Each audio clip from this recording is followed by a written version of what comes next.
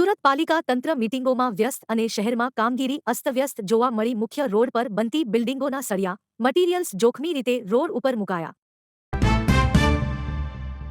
America અને Iran યુદ્ધની આડઅસર હેઠળ કન્સ્ટ્રક્શન ઉદ્યોગ કાચા માલના ભાવ વધી જતા બાંધકામ ઉદ્યોગની કઠણાઈ વધી. ચૂંટણી પરિણામો બાદ પંચાયતોમાં વિચિત્ર પરિસ્થિતિ, બહુમતી ભાજપની અને સત્તા કોંગ્રેસની જોવા મળી.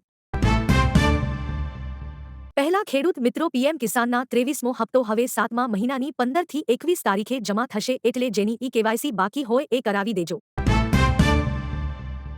આજે પેટ્રોલ ડીઝલના ભાવમાં મોટો ફેરફાર.